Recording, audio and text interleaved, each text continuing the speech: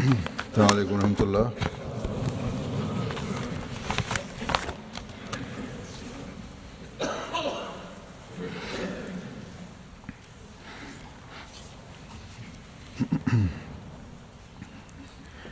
أشهد أن لا إله إلا الله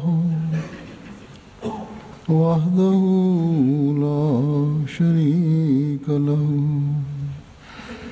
وأشهد أن محمدا عبده ورسوله أما بعد فأعوذ بالله من الشيطان الرجيم بسم الله الرحمن الرحيم الحمد لله رب العالمين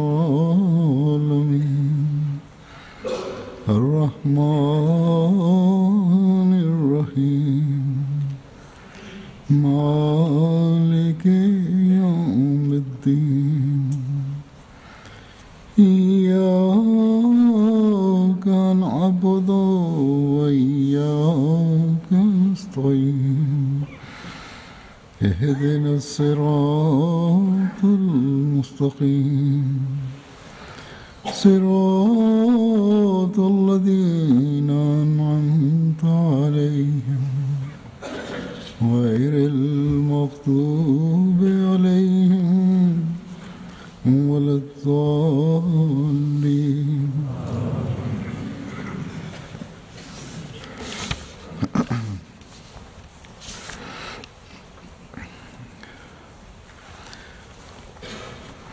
हज़रत मुस्लिम मऊद रज़ियल्लाहु अन्हु ने एक दफ़ा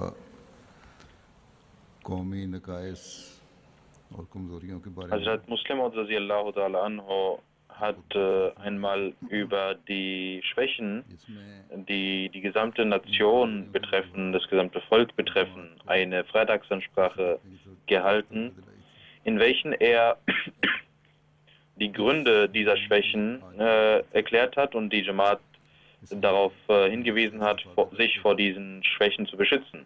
Und dieses Thema ist auch heute, deswegen habe ich daraus geschöpft und werde heute dieses Thema erläutern. Schwächen und Makel sind immer von zweierlei Natur. Zum einen persönliche Schwächen und Makel und zum anderen nationale Schwächen und Makel. Genauso gibt es auch Fähigkeiten und Vorzüge, die zweierlei Natur sind. Zum einen persönliche und individuelle Fähigkeiten und Vorzüge und zum anderen nationale, das Volk betreffende Vorzüge. Persönliche Makel sind solche, die in verschiedenen Individuen zwar vorhanden sein können, aber nicht als Ganzes im gesamten Volk. Genauso gibt es Fähigkeiten und Vorzüge, die verschiedene einzelne Personen haben, aber die als gesamte Volkseinheit in diesem Volk und in dieser Nation nicht vorzufinden sind. Es gibt Menschen, die aufgrund ihres Wissens und ihrer Bemühungen Fähigkeiten in sich entwickeln.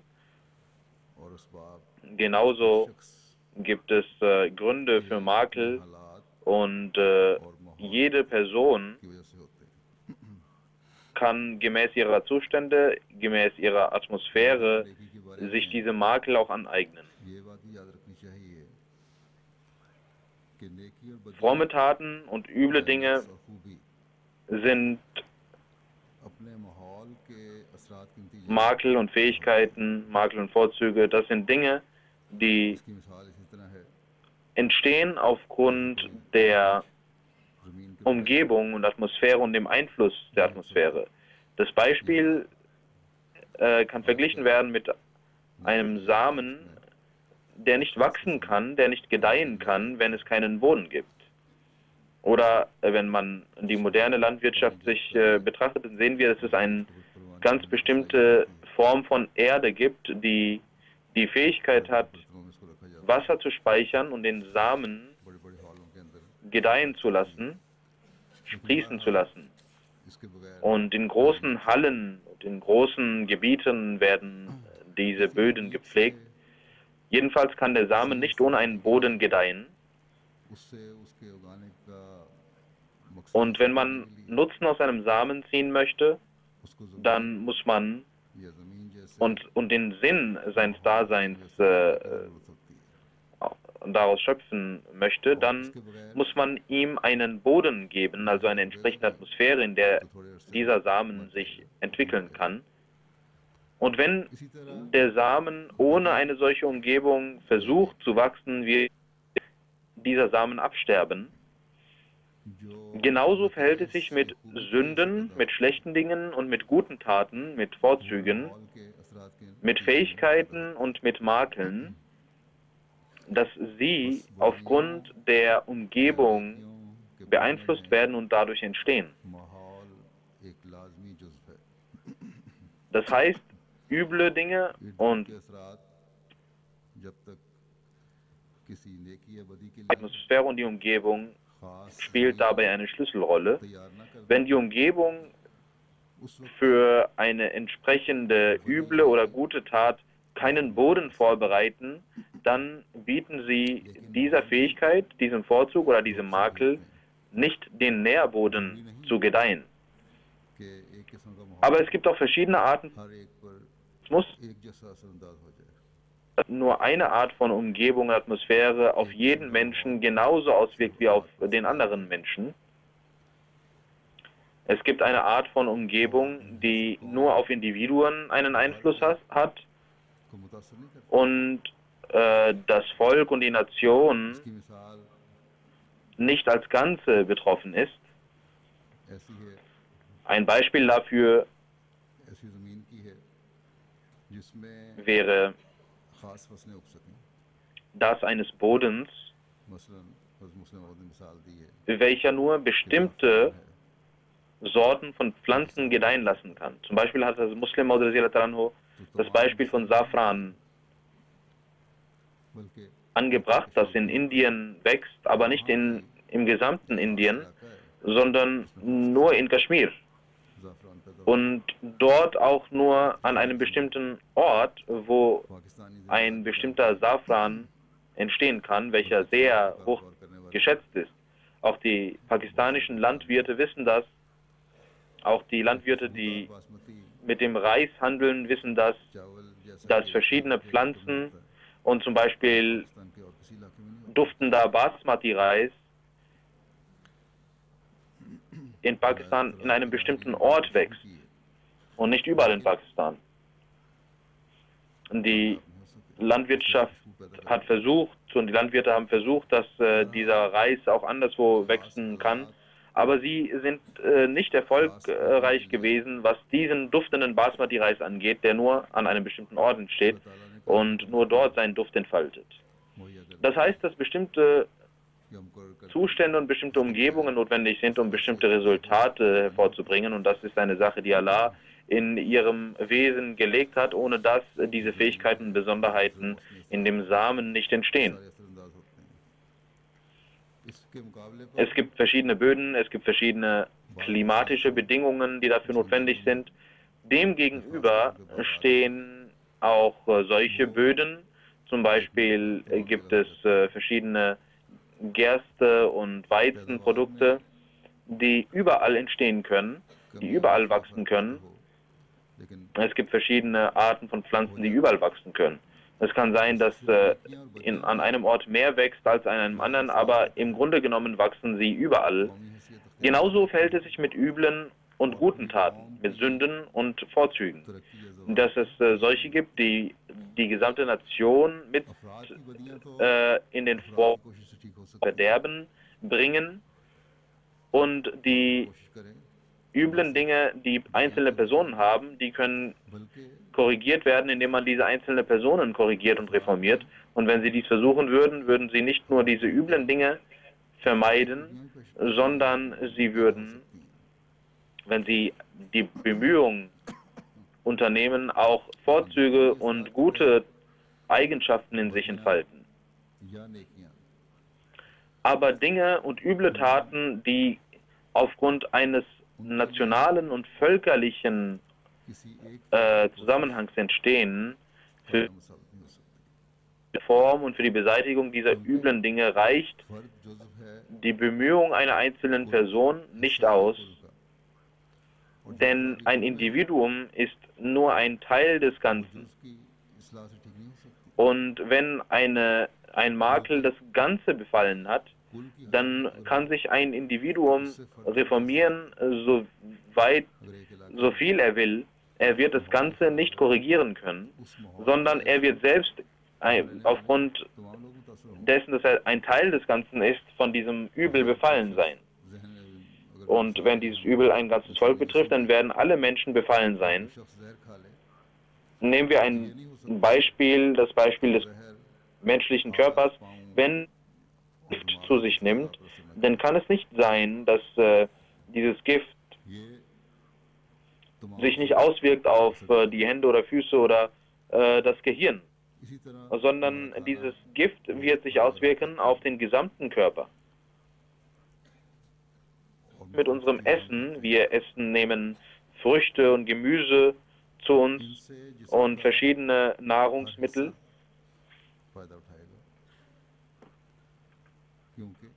welche sich auf den gesamten Körper auswirken, und jedes Körperteil zieht seinen Nutzen davon, denn diese Glieder sind Individuum des Ganzen, also des Körpers. Sie sind Gliedmaßen eines ganzen Körpers. Deswegen haben sie sowohl Anteil an dem Gift als auch Anteil an der guten und ausgewogenen Ernährung. Genauso verhält es sich mit guten und üblen Taten, die die gesamte Nation betreffen. Wenn eine üble Tat und ein Übel die gesamte Nation betrifft, dann wirkt sich diese auch auf alle Individuen der Nation aus. Dann muss diesem Übel nicht durch ein Körperglied behandelt werden, und ein Individuum wird dieses Übel nicht behandeln können und wird diese Übel nicht beseitigen können. Und noch kann ein Individuum und ein Körperteil gute Vorzüge im gesamten Körper verbreiten. Denn das Ganze wirkt sich auf die Individuen aus. Das ist eine Regel. Wenn das Ganze profitiert, wird auch das Individuum profitieren. Und wenn das Ganze befallen ist durch Gefahren und Schäden, wird auch das Einzelne befallen sein von Schäden. Das heißt, dass Individuen und individuelle Makel beseitigt werden können, indem man die Individuen behandelt und sie reformiert. Und wenn jemand selbst aufmerksam wird, dann kann er sein Übel auch selbst beseitigen und seine schlechten Dinge und Sünden selbst beseitigen. Doch völkerliche und nationale Schwächen und Sünden, dafür muss die gesamte Nation und das gesamte Volk sich bemühen. Wenn man als Volk sich nicht bemüht, gegen dieses Übel vorzugehen, oder als Volk keine Bemühungen unternimmt, eine Behandlung durchzuführen, dann wird man als ganzes Volk diese Makel und diese Sünden in sich aufnehmen und diese nicht beseitigen können. Und eine Zeit wird kommen, dass diese Makel und diese Schwächen das gesamte Volk vernichten werden. Auf der einen Seite ist es also notwendig, dass jeder von uns versucht, in sein Inneres zu schauen und seine Schwächen zu beseitigen. Und auf der anderen Seite ist es auch unsere Pflicht, dass wir als Volk, als ganze Nation uns um unsere Schwächen kümmern und diese diagnostizieren. Und dann als ganzes Volk diese behandeln, eine Behandlung durchführen und diese Makel und Schwächen beseitigen. Und in dieser Behandlung muss jeder von uns seine Rolle spielen und seinen Beitrag leisten, denn ohne eine gemeinsame Anstrengung und eine gemeinsame Behandlung können wir nicht erfolgreich sein. Die Welt und das weltliche Gesetz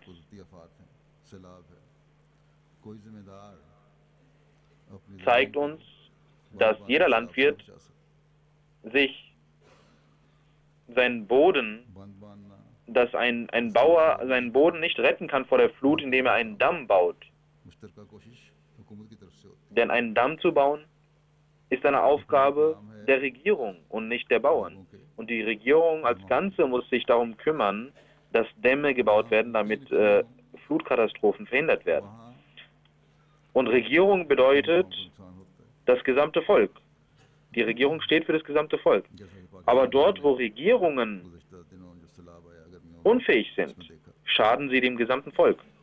Genauso wie wir in Pakistan gesehen haben, im vergangenen Sommer, als dort eine Flutkatastrophe kam. Und wir sehen das jedes Mal. Es gibt Naturkatastrophen, vor denen man sich schützen kann. Es gibt natürlich auch solche,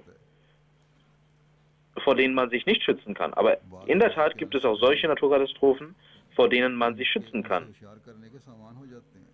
Indem man vor diesen Katastrophen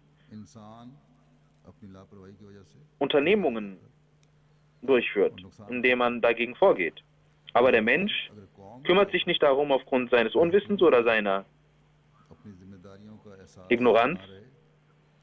Und wenn das Volk bzw. die Regierung sich ihrer Pflichten nicht bewusst ist, dann schadet sie dem gesamten Volk auf ein Vielfaches. Und diese Regel sehen wir überall auf der Welt. Es ist also wichtig, dass man ein nationales Gefühl dafür besitzt, sich zu reformieren. Was die Jamaat Ahmadiyya angeht, hat Muslim uns aufmerksam gemacht, dass wir diese völkerlichen und nationalen Schwächen beseitigen müssen. Wie sollten wir das tun? Dazu sagt also Muslim wenn die Jamaat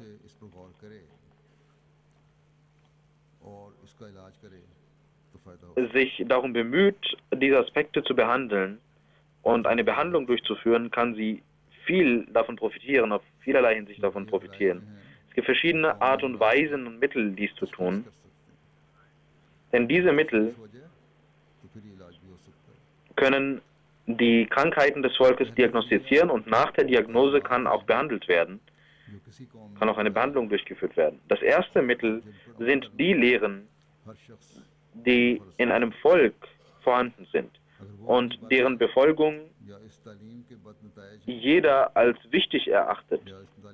Wenn schlechte Dinge oder eine falsche Lehre oder wenn man falsche Lehren gezogen hat aus seiner Lehre, aus seiner Religion, wie es in einigen Religionen der Fall ist, dann können dadurch Schwächen und Krankheiten entstehen. Und wenn Krankheiten entstehen, üble Traditionen entstehen, dann entstehen große Krankheiten. Wenn in einer Religion falsche Lehren vorhanden sind, dann wird jeder Mensch, der dieser Religion folgt, auch Schaden davon erlangen. Und das kulturelle und soziale Leben wird davon betroffen sein. Nicht nur das religiöse Leben, sondern auch das wirtschaftliche, kulturelle und soziale Leben wird davon betroffen sein. Aber wir Muslime, die den Heiligen Koran als das Wort Gottes erachten und die Überzeugung haben, dass diese Lehre keinen Makel hat und die schlechten Auswirkungen sich nicht aus dieser Lehre entwickeln können und es nicht sein kann, dass jemand aufgrund dieser Lehre etwas Falsches tut, denn die Lehre ist makellos. Deswegen kann auch kein falsches und schlechtes Ergebnis erzielt werden. Die Muslime haben also geglaubt, dass ihnen kein Übel widerfahren kann. Aber ist es wirklich so, dass alle Muslime frei von Übeln sind? Wenn wir unsere Umgebung betrachten und den Zustand der Muslime sehen, dann sehen wir, dass die Mehrheit in üblen Dingen verwickelt ist. Es ist also unabdingbar, darüber nachzudenken, dass der Koran keinen Makel besitzt. Allah hat selbst im Heiligen Koran gesagt, dass es keinen Makel gibt in diesem. Der Koran ist eine vollkommene Lehre. Wenn der Heilige Koran verschiedene Prophezeiungen beinhaltet, die in Erfüllung gehen, und wir sehen, dass diese in Erfüllung gehen, dann ist auch die Lehre Gottes wahr, dass die Lehre des Heiligen Koran frei von jeglichem Makel ist und eine vollkommene Lehre ist. Aus diesem Grund erachten wir dies als Wahrheit. Die Frage, die sich stellt, ist, weshalb und wo dann die Schwächen liegen. Die Antwort darauf muss sein, dass die Menschen ihn falsch verstanden haben, dass ihre Taten falsch sind. Wenn der Koran also keinen Makel besitzt, dann muss unbedingt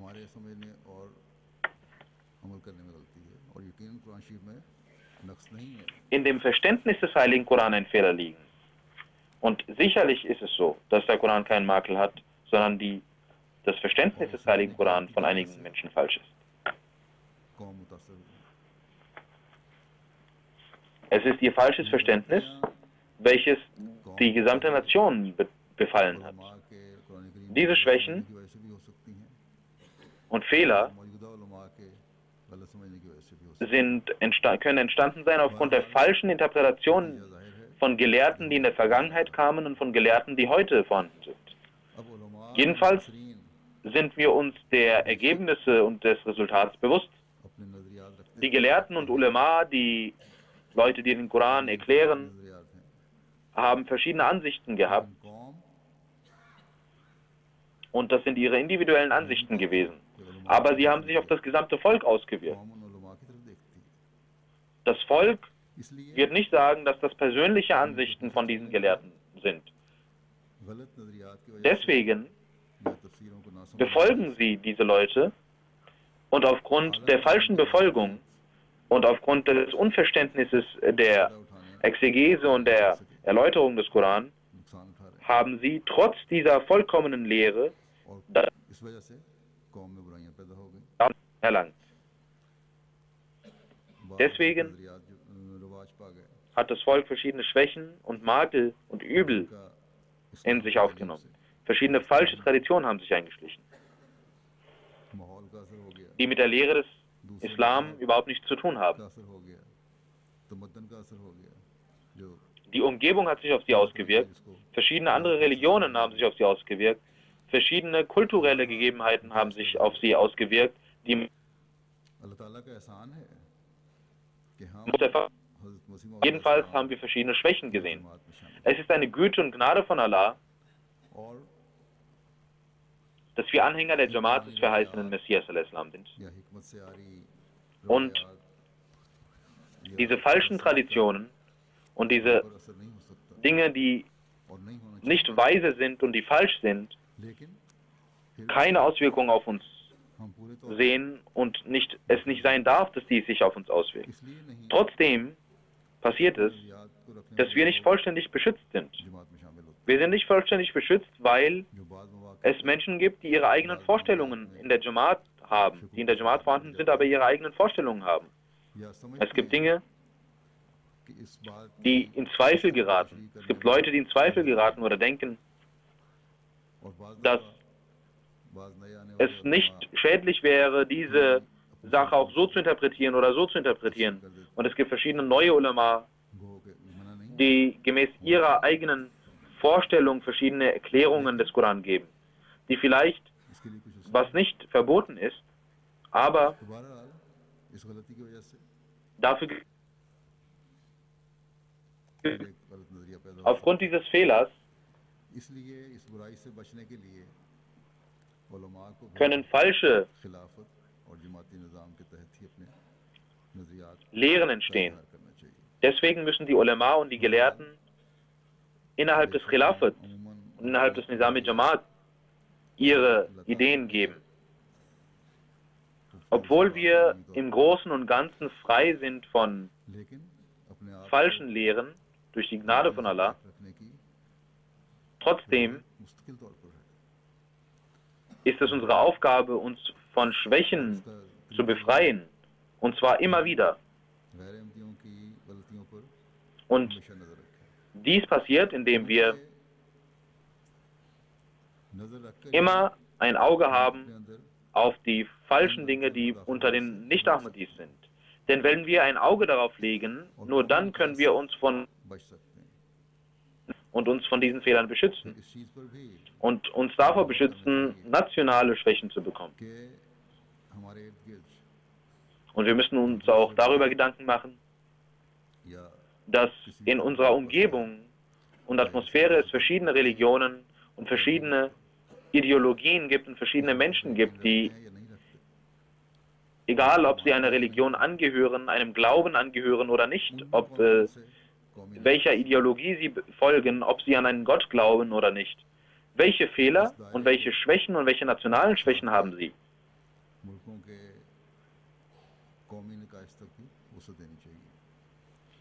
Diesen Kreis müssen wir erweitern, auch auf die Nachbarländer, die uns umgeben. Und die Welt ist so stark zusammengerückt, dass man auf alle Fehler in der Welt schauen muss. Und jeder ist praktisch zu einem Nachbar des anderen geworden.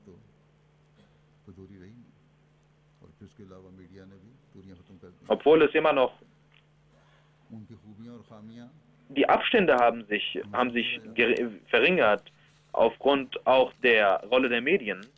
Und wir sehen durch die Medien alle Schwächen und alle Vorzüge von verschiedenen Menschen.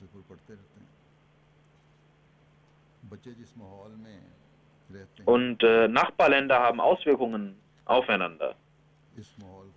Die Umgebung, in der Kinder aufwachsen, diese Umgebung, diese Nachbarschaft hat einen Einfluss auf die Kinder. Auch wenn die Eltern ihnen gute Dinge beibringen, überall wo Schwächen sind, werden sich diese auswirken. Trotz dieser Lehre wird die Umgebung sich auswirken auf die Kinder. Ebenso verbringen die Kinder viel Zeit in der Schule oder mit ihren Freunden oder laden Freunde ein, die zusammen, auch in ihren Häusern selbst, haben sie verschiedene Freunde, indem sie durch verschiedene Medien, durch das Fernsehen, sich diese Freunde ins Haus holen, sozusagen. Aus diesem Grund möchten die Kinder nicht mehr hören, was ihre Eltern sagen. Und auch die Eltern sind schuld daran, dass sie Abstände schaffen zu ihren Kindern, aufgrund ihrer Arbeiten oder aufgrund anderer Gründe. Es gibt auch solche Eltern, die selbst zu Hause durch das Fernsehen und durch andere Mittel ihre Umgebung verderben.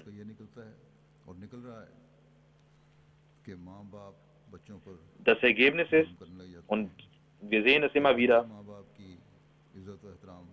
dass die Eltern tyrannisch mit ihren Kindern umgehen und dass im Gegenzug die Kinder ihre Eltern nicht mehr respektieren und sagen, dass sie genauso weiterleben möchten, wenn sie hier sind. Das sind dann nicht mehr individuelle Schwächen, sondern nationale Schwächen. Häuser werden zerstört. Die Eltern töten ihre Kinder spirituell wie auch körperlich.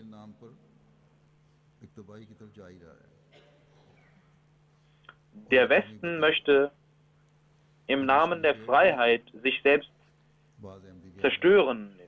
Das ist eine nationale Schwäche. Aber selbst einige Ahmadis sind betroffen davon. Bevor dies zu einem nationalen Problem wird und nachdem wir an den verheißenen Messias geglaubt haben, wir wieder in Unkenntnis und Jahala zurückgehen, müssen wir als Volk und als Nation uns vor diesen Schwächen befreien und unsere Bemühungen stärken. Das Nizam der Jamaat Ahmadiyya und jedes Teil dieses Nizams muss darüber nachdenken und Programme machen und planen,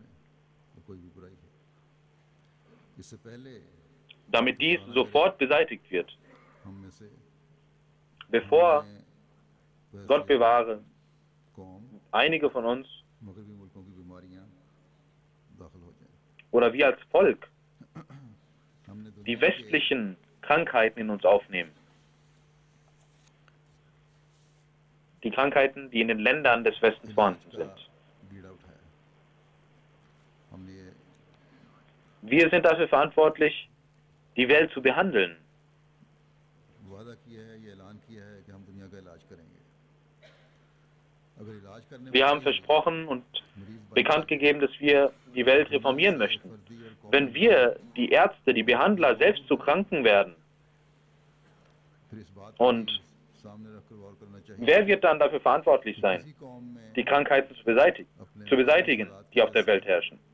बाज नेकियां भी पैदा हो Ebenso muss man beachten, सकती और बाज कमजोरियां भी पैदा हो सकती dass jedes Volk इसकी auch मिसाल Vorzüge besitzt मुस्लिम और ये दी und ebenso Schwächen. ये हमारी जमात अल्लाह के फजल से हर जगह फैली हुई है। Hazrat Muslim hat ein Beispiel dafür genannt, दूर दूर dass unsere Jamaat überall auf der Welt verbreitet ist durch die Gnade von Allah तो अल्लाह ताला के फजल से मिल चुकी है और und साथ Allah ही हमारी जमात die Herzen verschiedener Menschen uns gibt und gewinnen lässt. के पीछे नमाज नहीं पढ़नी चाहिए Und unsere Jamaat glaubt auch daran, उस इमाम को नहीं मानना dass wir niemals hinter Nicht-Ahmadis beten. ताला ने Denn ein Nicht-Ahmadi-Imam hat jenen Imam nicht anerkannt, ना सिर्फ मानना ही den Allah geschickt hat und den Allah als Imam der Zeit geschickt hat.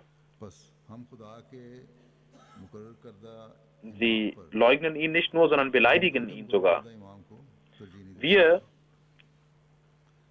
इसलिए हम उनके können nicht einen Imam akzeptieren und für uns तो अल्लाह ताला gewinnen, der den Imam der den von Gott bestimmten Imam abgelehnt hat. Durch die Gnade von Allah sind in der Regel hat die Jamaat Moscheen und Zentren, wo Ahmadis miteinander gemeinsam das Namaz bei Jamaat verrichten. जहाँ एक एक दो दो घर अहमदियों के हैं Aber es gibt auch einige Orte, इसलिए वो घरों में नमाज पढ़ लेते हैं wo nur ein oder zwei Ahmadi-Familien vorhanden sind, die dann zu Hause beten, इस तरह मैंने पहले भी तवज्जो दिलाई थी anstatt zusammen zu beten. नमाज Jeder कर दिया करें तो betet individuell. Ich hatte darauf schon hingewiesen, dass man auch zu Hause bei Jamaat Namaz verrichten muss. कि मसरूफियत है अपनी नमाज अलहदा पढ़ Manche sagen, dass sie beschäftigt काम sind की मसरूफियत की वजह से und deswegen beten sie individuell. Manche beten individuell aufgrund ihrer Arbeiten und verrichten die Gebete zusammen.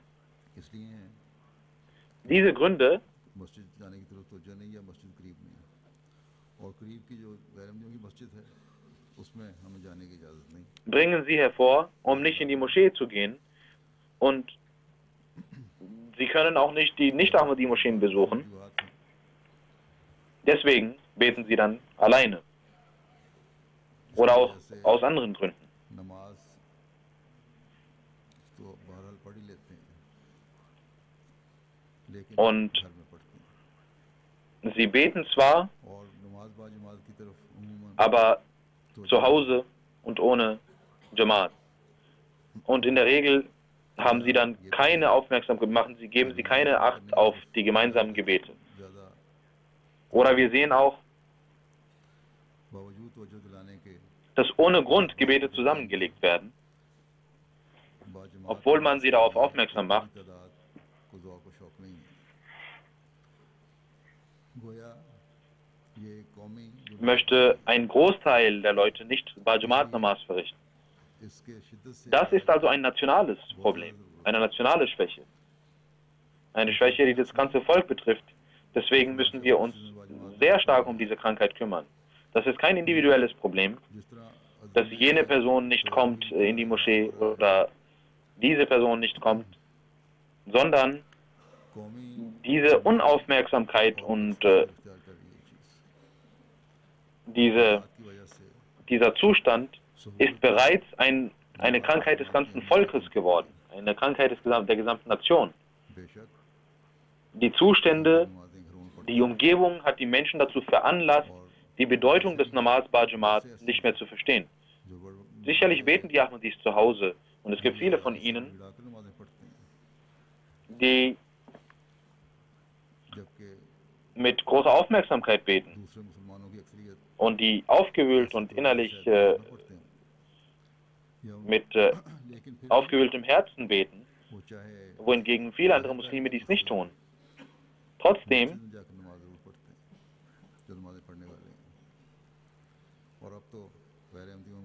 sehen wir, dass viele Muslime trotzdem in die Moschee gehen, auch wenn sie das vielleicht nicht mit Herzen tun. Und die Nicht-Ahmadis besuchen die Moscheen. Und auch in Pakistan hören wir, dass die Moscheen immer gefüllt sind. Wir wissen nicht, ob sie die Gebete richtig verrichten oder nicht, aber wir sehen, dass sie auf jeden Fall die Moschee besuchen. Dort hören sie auch Beleidigungen gegen die Jamaat und entwickeln Hass gegen die Jamaat. Das heißt, in ihnen entstehen Übel, aber eine Sache, die gut ist, ist, dass sie auf jeden Fall die Moscheen besuchen. Wir möchten die Moscheen besuchen, um Übel zu verbreiten, um Übel zu vermeiden. Das ist der Unterschied zwischen uns und anderen. Wir kümmern uns nicht darum. Wir haben keine Aufmerksamkeit. Und unsere Aufmerksamkeit leidet darunter. Deswegen sollten wir uns aufmerksam machen und unsere Moscheen lebendig machen. Die wahren Gläubigen müssen die Moscheen füllen. Und wahre Gläubige sind solche, die an den Imam der Zeit glauben. Nicht solche, die im Namen des Glaubens und des Gottesdienstes Unfrieden stiften. Als gesamte Nation nicht die Moschee zu besuchen oder das Namaz zusammenzulegen, das ist eine Schwäche, die noch mehr wachsen kann und deren Verbreitung noch mehr stattfinden kann, wenn wir sehen, dass die Kinder diese Aufmerksamkeit nicht mehr haben. Und einige Kinder aufgrund des Zustands ihrer Eltern sogar sagen, dass es nur 3 Gebete am Tag gibt. Wenn man ihnen sagt, es gibt 5 Gebete, dann sagen sie, nein, unsere Eltern beten nur 3-mal. Wir sollten überall uns Gedanken darüber machen und Pläne machen. Sonst werden in der neuen Problem zu einem nationalen Problem werden. Wie ich gesagt habe, sollten wir uns um unsere Umgebung kümmern und einen großen Plan machen. Der Zustand der Welt zeigt uns, dass die Welt von Gott entfernt ist. Und wenn wir uns nicht stark darum kümmern, werden verschiedene Übel in uns treten. Eine nach der anderen, ein Übel nach dem anderen. Und der Glaube wird nur noch eine Schale sein. Der Geist wird verloren gehen.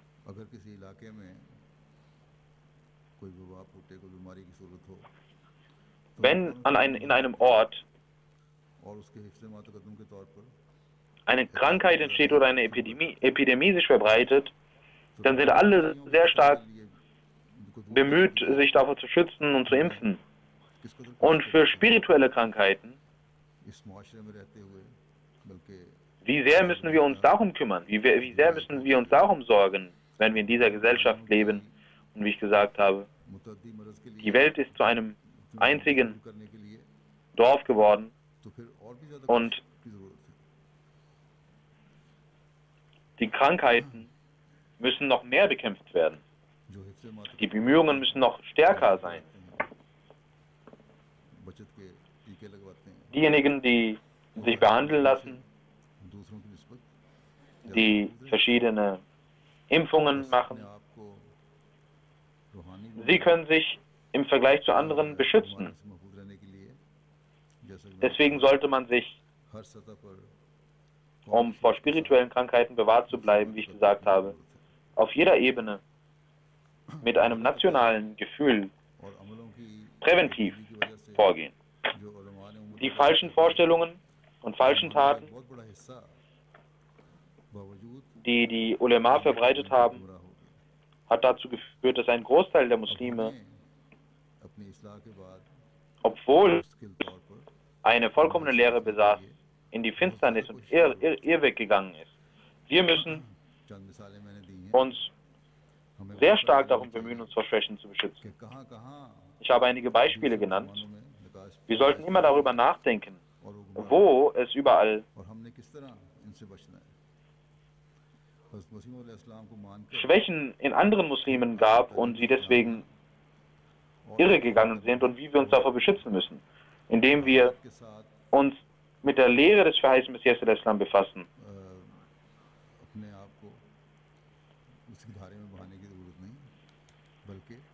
Wir müssen gemäß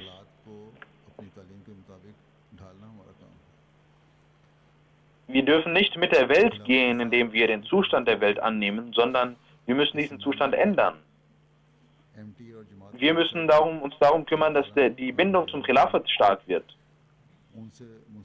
MTA und die Webseite der Jamaat kann dazu auch beitragen. An diesen sich festzuhalten ist sehr wichtig, anstatt sich verkehrte Dinge anzuschauen. Dadurch kann man die wahre Lehre des Heiligen Koran und die Weisheit des verheißenen Messias al-Islam und seine Erkenntnis verbreiten. Und wir sehen, dass wir dadurch die wahre Lehre des Islam bekommen. Wir sollten uns damit verbinden. Wir dürfen nicht vergessen, dass die Muslime den Heiligen Koran bekommen haben. Trotzdem irregegangen sind, trotzdem sie Fehler gemacht haben, aufgrund derer verschiedene Krankheiten sich eingeschlichen haben. Und das war auch die größte Ursache dafür ist die Überzeugung der Muslime gewesen, dass der Heilige Koran ein vollkommenes Buch ist und alles besitzt, was wir brauchen. Und von A bis Z eine Rechtleitung für die Menschen ist. Dieser Glaube der Muslime war vorhanden, trotzdem sind sie irregegangen. Wir sehen also, oberflächlich betrachtet, dass die Vorzüge des Heiligen Koran als schlecht gelten, weil sie sich schlecht auf die Muslime ausgewirkt haben. Aber wenn man nachdenkt, dann sehen wir, dass das ein Vorzug war, aber die Muslime es falsch verstanden haben und aufgrund des falschen Verständnisses in den Muslimen große Übel sich eingeschlichen haben. Es besteht kein Zweifel darin, dass der Heilige Koran ein vollkommenes Buch ist. Und es besteht kein Zweifel darin, dass der Heilige Koran bis zum Tage des jüngsten Gerichts eine Rechtleitung ist, dass die alle vollkommenen Lehren besitzt. Aber es besteht auch kein Zweifel darin, dass Gott, der Schöpfer des Menschen ist und des menschlichen Geistes ist und Gehirns ist, er wusste, dass dieser Geist abstirbt, wenn er nicht verwandt wird und wenn er keine Fortschritte macht. Deswegen hat er zwar den Heiligen Koran als vollkommen gemacht, aber jedes Gebot hat er auch dem Geist überlassen.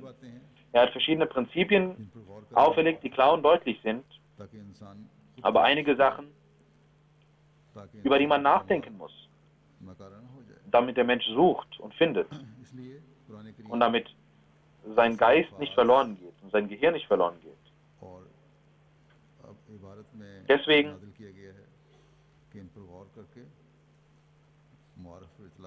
wurde der Heilige Koran derart offenbart, dass man darüber nachdenken kann und die Tiefe erfahren kann. Wenn alle davon gleichermaßen profitieren müssten, dann müsste man darüber gar nicht nachdenken. Jeder Mensch, egal ob er nachdenkt oder nicht, würde Rechtleitung finden. Aber wir sehen, dass Gottes Wille es war, dass das Gehirn des Menschen nicht verloren geht und nicht unbenutzt bleibt und aufgrund des Unbenutztbleibens der Fortschritt sich einstellt. Aber auf der anderen Seite muss man auch wissen, dass es einige Prinzipien dafür gibt. Und in dieser Zeit hat Allah den verheißenen Messias al-Islam geschickt, um diese Aufgabe zu tun, und verschiedene Prinzipien hat er uns gezeigt. Der verheißene Messias al-Islam hat selbst den Heiligen Koran erläutert. Diese Erläuterung sollten wir vor unseren Augen haben. Und gemäß dieser Erläuterung sollten wir den Koran, die neuen Erkenntnisse aus dem Koran gewinnen und suchen. Wir sollten nicht wie andere Muslime alte Tafasir der alten Gelehrten an denen festhalten, die der verheißene Messias al-Islam widerlegt hat. Wir müssen seiner Rechtleitung folgen. Wir sehen sogar, dass in den Nicht-Ahmadis heute große Gelehrte und promovierte Menschen sich der Jamaat-Literatur annehmen und daraus schöpfen und daraus das Tafsir vorlesen. Es gibt auch solche, die das Tafsir Kabir lesen und daraus das machen. Falls ist der Koran ein vollkommenes Buch, worin kein Zweifel besteht, das alles besitzt, aber diesen zu lesen und darüber nachzudenken,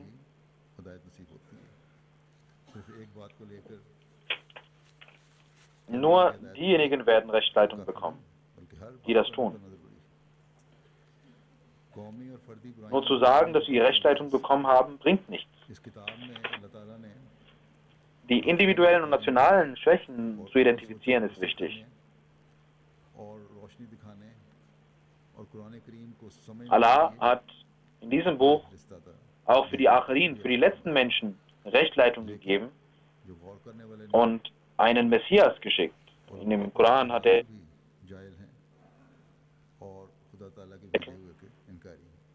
die nennen sich zwar Ulama, sind aber Jahil, sind Ungelehrte.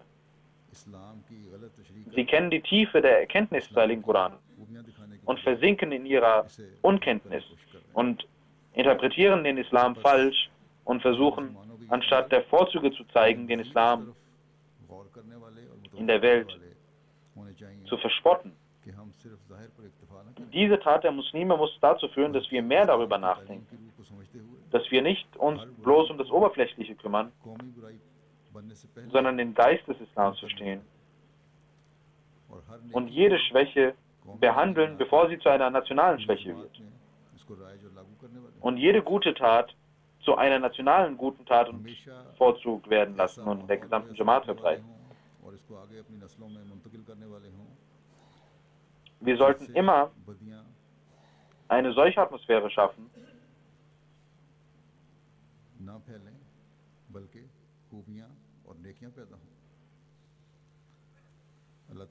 Krankheiten nicht verbreiten lässt. Gute Taten.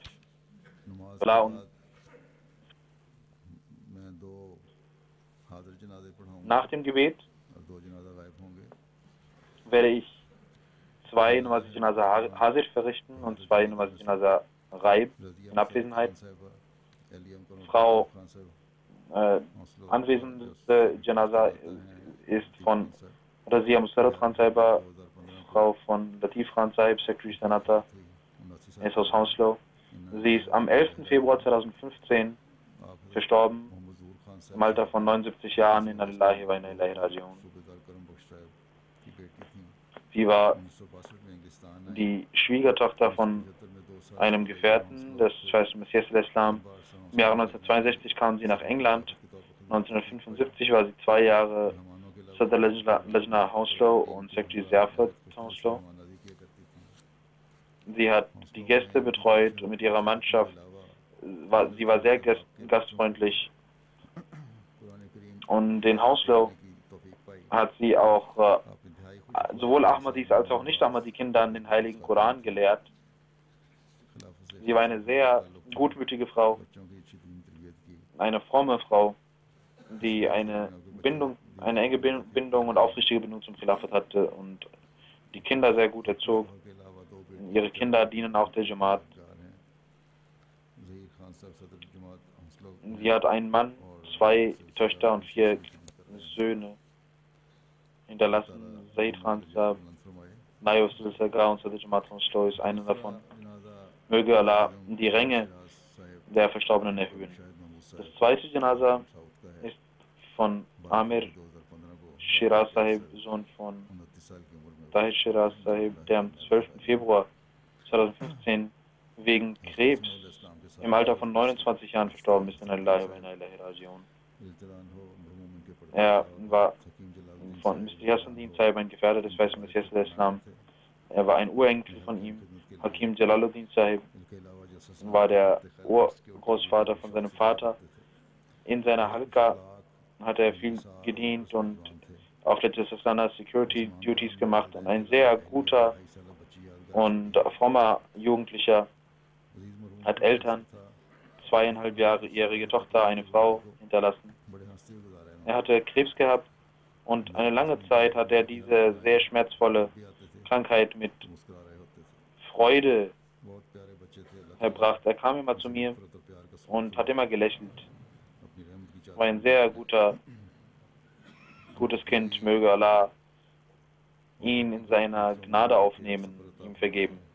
Seine Frau und Tochter möge er in Schutz nehmen und Geduld geben und auch seinen Eltern Geduld geben. In den Janazarei sind Herr Al-Hajj Rashid Ahmad Sahib, der in den USA am 7. Februar 2015 verstorben ist. Er war 91 Jahre alt. In St. Louis, USA, wurde er geboren 1923 und 1947 nahm er die Ahmadiyyat an. Nach dem Bait, 2 Jahre danach, 1949, ging er nach Rabwa, um sich Wissen anzueignen, wo Muslim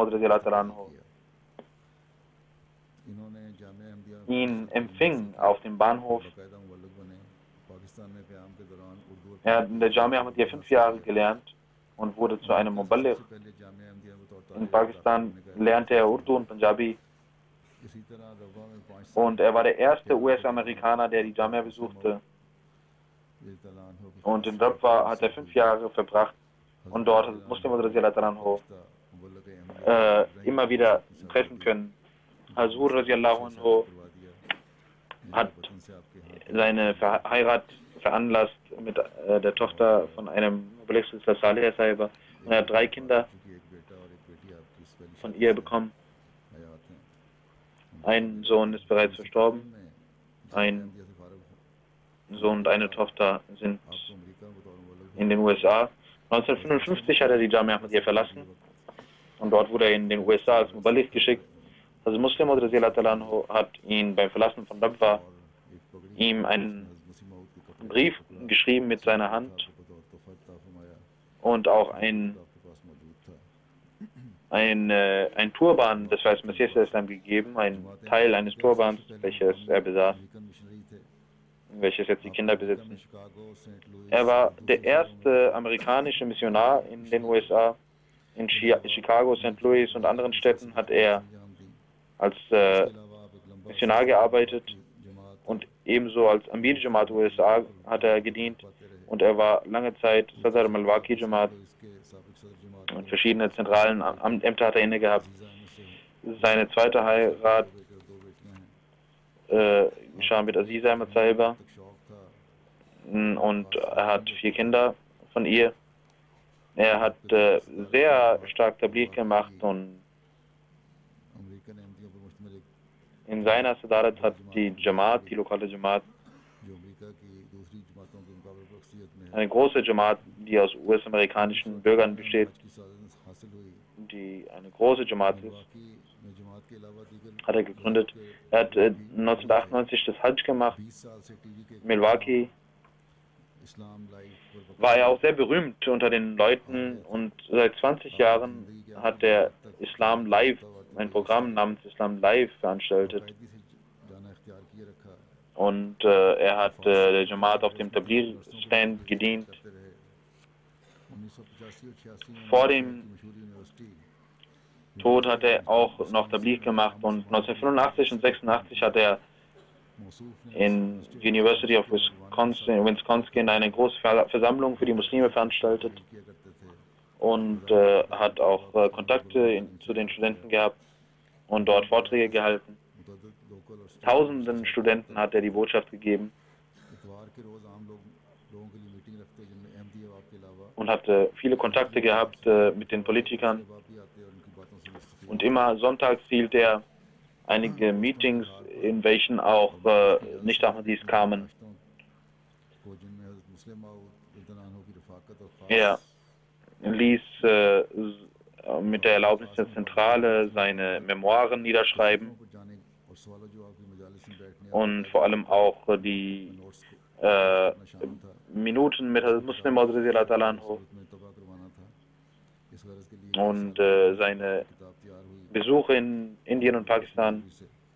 Und viele Jahre wurde dieses Buch vorbereitet und jetzt wird dieses demnächst erscheinen. Murabi Silsila Farhan Rabbani Sahib schreibt,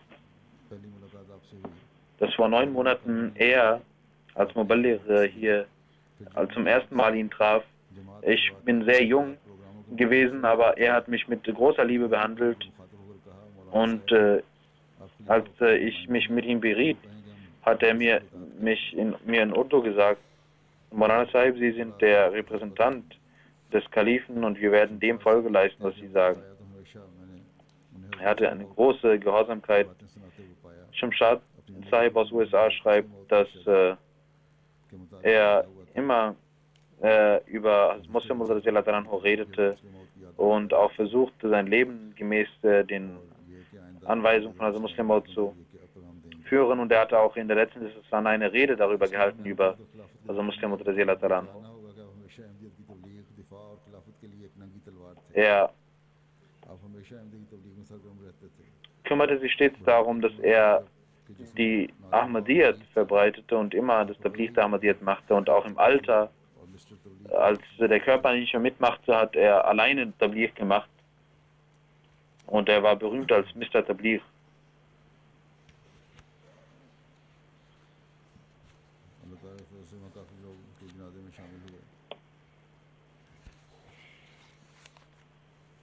Viele Menschen nahmen an seinem Janaza-Gebet teil.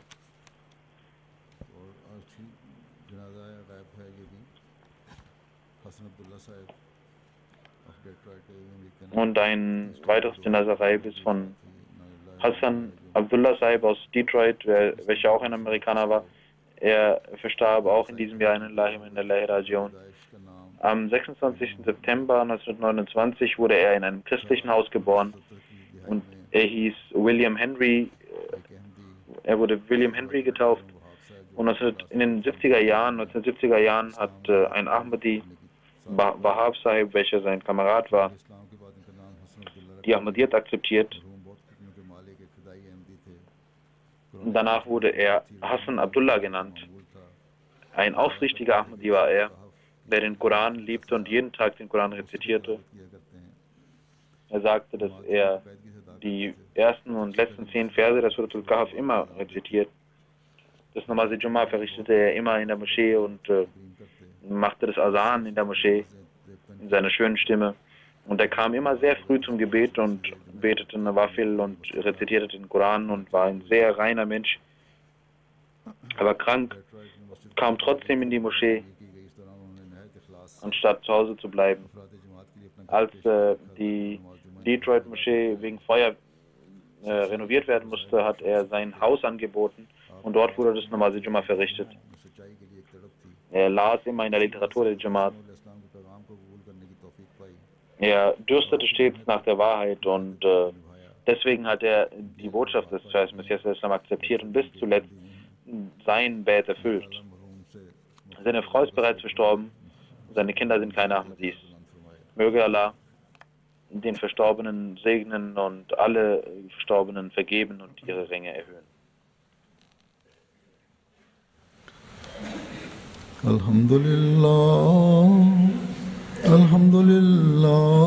nahmaduhu wa nasta'inuhu wa nastaghfiruh wa nu'minu bihi wa natawakkalu alayhi wa na'udhu billahi min shururi anfusina wa min sayyiati a'malina.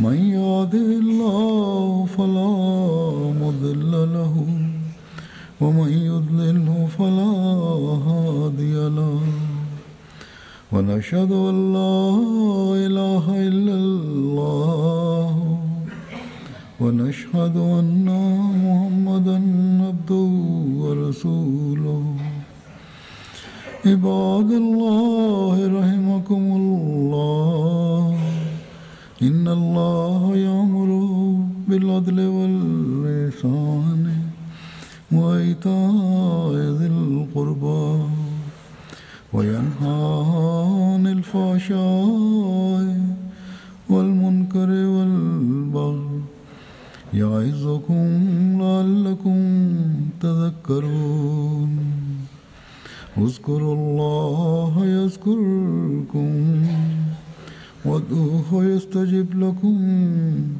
ولذكر الله أكبر